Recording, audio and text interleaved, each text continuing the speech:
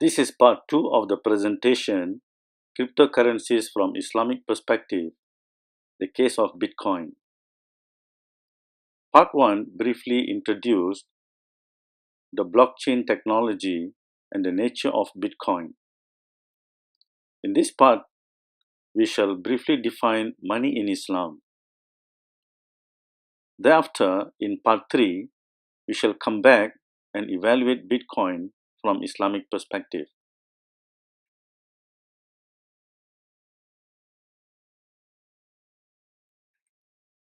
Bernard Lighter, the author of the book The Future of Money, who is an authority on the concept of money, defined money as an agreement within a community to use something as a medium of exchange. For anything to act as money, it requires a community to agree that a particular object has a certain value in an exchange.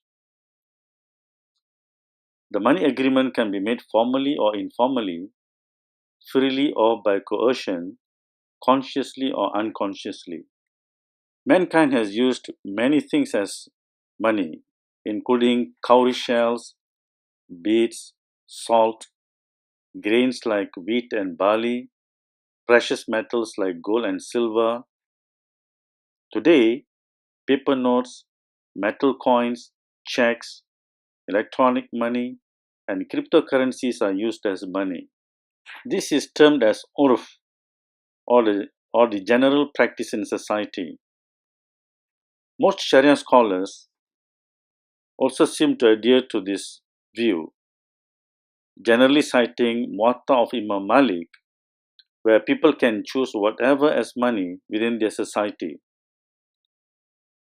From this definition alone, it is not surprising that cryptocurrencies like Bitcoin will be deemed as Sharia compliant and hence halal. Once deemed as money, the rules of asarf or rules of exchange will apply to that commodity or money, and the concept of riba will also apply to it. But is there such a thing as Islamic money? Well, is there anything as an Islamic bicycle? Well, our contention is anything that contributes to the attainment of the maqasid al-Sharia, which is the objectives of Sharia, we shall term it as Islamic. But anything that takes us away from the attainment of the maqasid al-Sharia, we shall term it as un-Islamic. So, what are the maqasid al-Sharia? In other words, what are the objectives of our Sharia? There are 5 elements. It is the protection of life, protection of faith, protection of the intellect, protection of the progeny or the next generations, and protection of wealth. Does present money, like paper money and cryptocurrencies, do they contribute to the attainment of the maqasid al-Sharia or otherwise? That is the question that we are trying to answer. Now, let us look at the functions of money in Islam. Generally, in conventional economics, money has these 4 functions: as a medium of exchange, as a unit of account, as a store of value, and a standard of deferred payment. But here we have an additional function in Islam, which is Sharia legal requirements. Money would become the standard for measuring and calculating zakat, which is the jizya, the kharaj, the diyat or blood money, to determine sarika, mahar, and sarf. Some of the foremost classical scholars in Islam, including Abu Ubaid, Al-Mawardi, Al-Ghazali, Ibn Khaldun, and Al-Makrizi, they have differentiated between a wider medium of exchange that is wasilatut tabaddul, and the unanimous definition of a dinar and dirham as an-nuqud al-islamiyah. So dinar and dirham is said to be the money in Islam, but they recognize other things used in the society as a wider medium of exchange or the wasilatut tabaddul.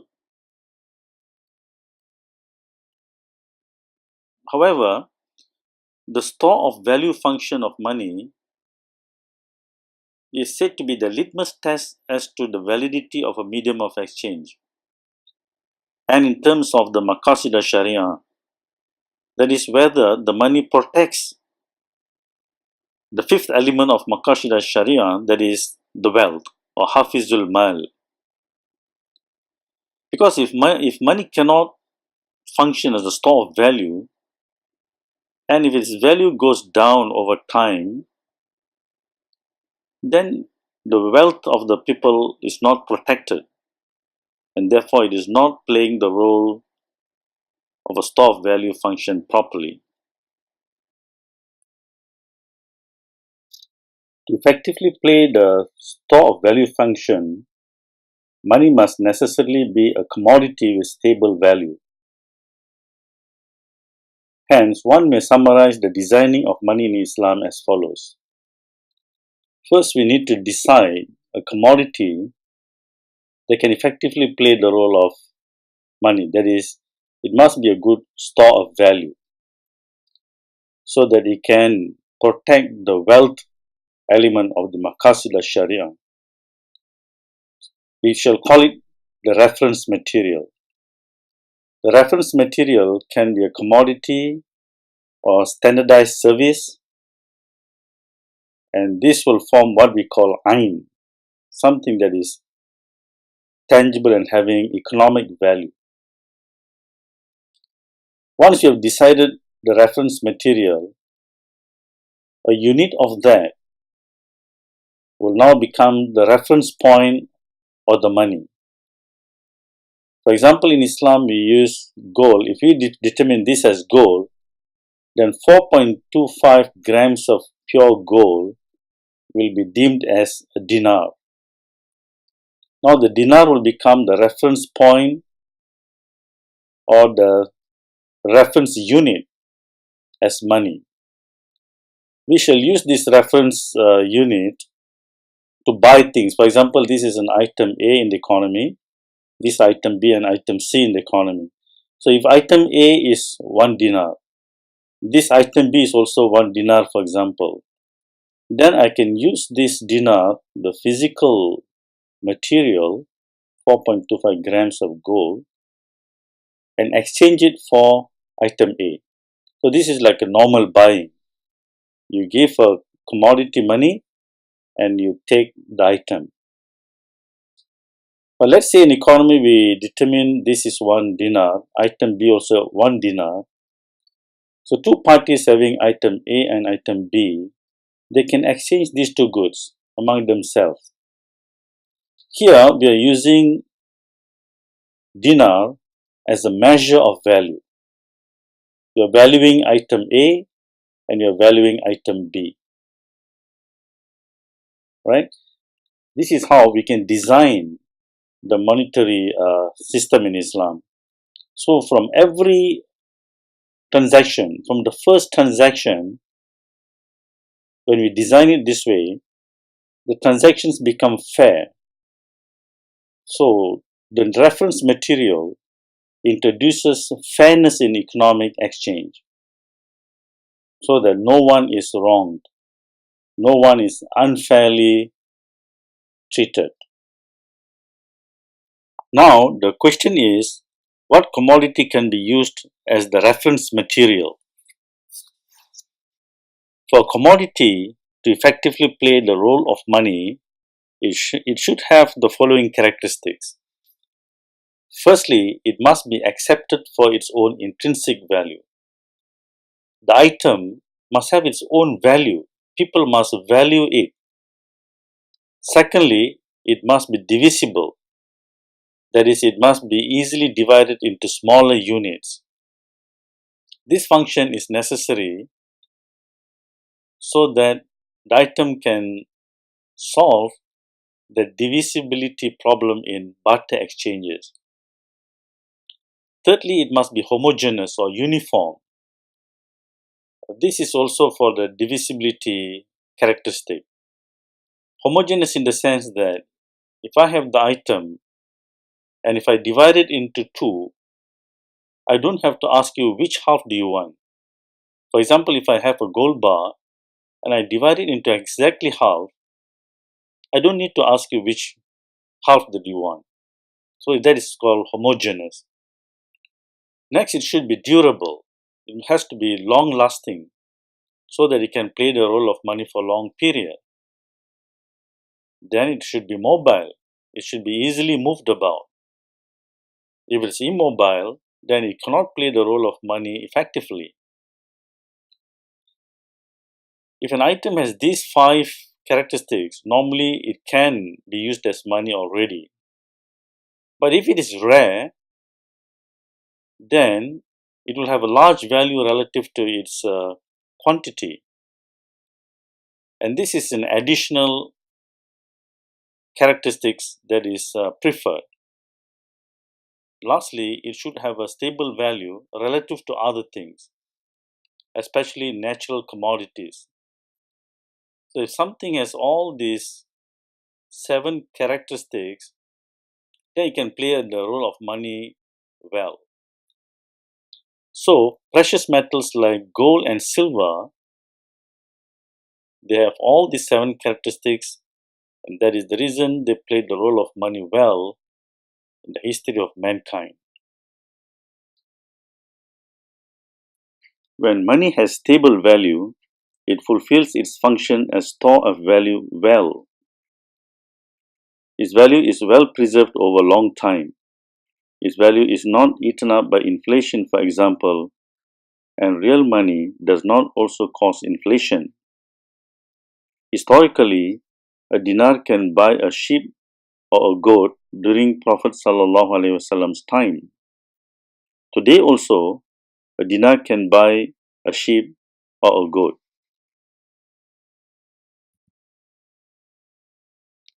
Now, once we have decided what plays the role of money in Islam, the rules of exchange or asarf will apply to that commodity.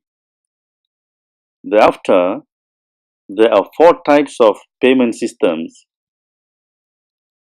that are allowed in Sharia.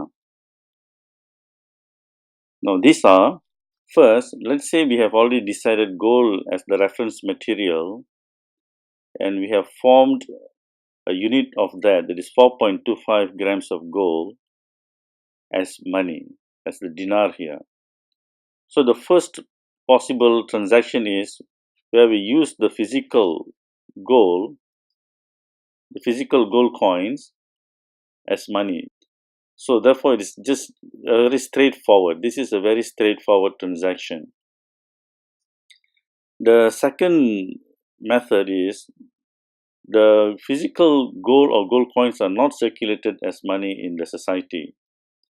Instead, paper notes or some token that represents the gold is circulated in the society as money. For example, paper notes or electronic records that represent the gold is circulated as money in society. And whoever wants to redeem the gold can go to the vault or the government authority and claim their gold. The third method is where an IOU is issued against a credit sale of goods or services. In other words, someone buys goods or services on credit, an IOU is issued. That IOU can be circulated in the economy as money for a given period. For example, if the IOU is for 1 month, so for 1 month, the IOU can circulate in the economy as money, and then at the end of the period, you can redeem it for the gold or the gold coin. Yeah, so the party that owes the money will have to pay to whoever holds the IOU at that point. That's the third part.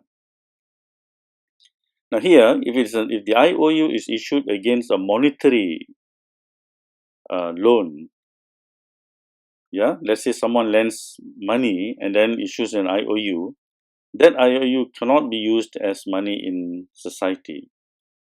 From Sharia perspective, you can't do that. The simple reason is, from economic perspective, if you do that, then that money that was lent will be circulated as money, and the IOU will also be circulated as money, and that will create double money, and that will cause inflation in society. The fourth payment system allowed is netting, or what we call mukassa. Netting simply records credit transactions between uh, parties, and these are all credit transactions that involve goods and services, yeah, not monetary debt. So it records all transactions between parties, and periodically we net off before settling the difference in in the physical money, which is gold or the gold coins. So these are the four methods that are allowed from Sharia perspective when it comes to payment system that prevents riba from taking place. iGens that is mentioned here is one system that we have developed that uses the netting system to implement this payment system. It's called interest-free, goal-based electronic netting system. Now, because current paper money and electronic money are not backed by any commodity or ain, Professor Imran Khan Niazi said the following: the truth is that if the strict legal position of Islamic law is adopted, all transactions in paper currency, that is fiat money, will become invalid.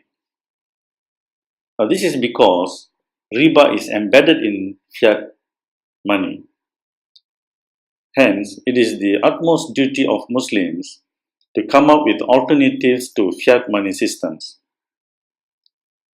Can cryptocurrencies like Bitcoin be considered as Islamic money? So please see part 3 of this presentation for discussion on this. Salam and bye.